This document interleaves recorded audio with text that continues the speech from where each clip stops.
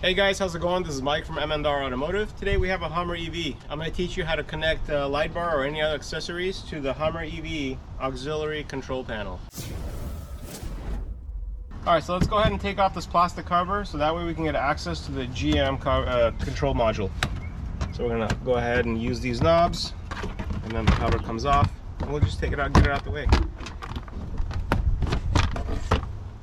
One thing I do want to mention is if your Hummer EV didn't come with the illumination package, you could purchase this accessory on the Hummer's website. So this is a factory Hummer EV on-screen control module. It does have a plug. So first thing I want to do is actually disconnect this plug. I'm going to pull this back. Now that we got this red tab out of the way, I'm going to go ahead and press on it so that way I can remove the socket. If you take a look at the back of this plug, because there's already a hood mount kit installed on this Hummer EV, switch number 1 is already taken, and the way this plug works is this is switch number 1, 2, 3, 4, and then it goes back from 5, 6, 7, 8. We already have switch number 1 taken, so we'll probably end up using 2 and 4 for the powerful white light and amber DRL. Those are the 2 power sources. So I'm gonna go ahead and pop these silicone protective pieces out. If you look at the wiring of the light bar, you get 3 wires. You have the black wire, which is the ground. You have the red wire, which is the power to the main function of the light, which is going to be white, and then you have the white wire, which is going to be the amber DRL. You can tell that the white wire is a little bit thinner because it's only a DRL function. It doesn't necessarily need that type of amperage in the wiring. So we're going to put pins on the red and the white wire so that way we can plug it into the socket. So before we connect the wiring into the socket, we do have to pin them. But mainly it allows you to put a pin on your wire so that way when you plug it into the socket, you can see there's one already in there, and you'll need to add them for every accessory that you connect. So right now there's one. We're going to put one on this slot for switch number 2, and the last slot, which is switch number 4. Okay, so I'm going to go ahead and put a crimp on the red and white wire.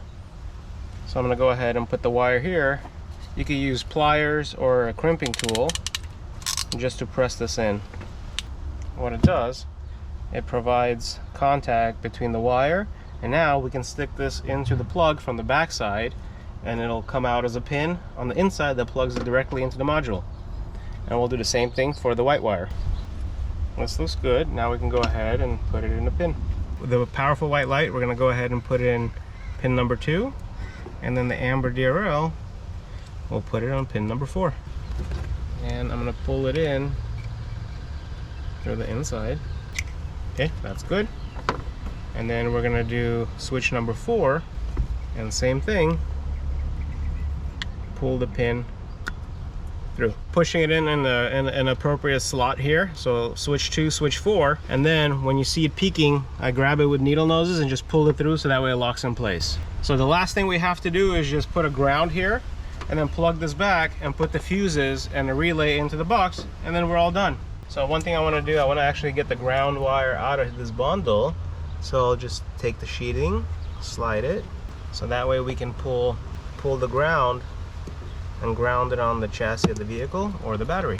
So I am going to put an eyelet on it, and with my crimping tool, I've created a good ground. We can actually use any of these bolts as a ground. Slide my eyelet on this bolt and reinsert it. Okay, perfect. So now to summarize everything, we've installed pin number 2 and pin number 4 into the socket, and we have connected the ground. Now we're ready to connect the plug back and then move this red slot to lock it in place like that. The next step is to take off the cover from the distribution box so that way we can install the relay and a fuse for the circuits that we're using. So there are 2 tabs. If you squeeze them on the sides, you can just pull up, and then I'll take off the main cover. We already have one relay for switch number 1, and they already have one fuse. We're going to go ahead and add a second relay for switch number 2, and then we're going to add a third relay for switch number 4, and you have to do it for every switch that you're using. So we skipped 3, so we're going to go ahead 2 and 4. So now that the relays are in, now we have to add 2 fuses. For switch number 2, which is going to control the white function of our light bar, I'm going to use a 20 amp fuse, and I'm just going to go ahead and stick it in the slot, and I'm going to put a 10 amp for button number 4. We're gonna throw a 20 amp for the white function of the light bar, and we're gonna put a 10 amp for the amber DRL because it doesn't have that much draw. So let's go ahead and test it using our interior controls. I'm gonna go ahead and click the little Hummer EV button, and then I'm gonna click on auxiliaries. Auxiliary 2 we're gonna use for the powerful white light of the light bar. So there's a little edit button here.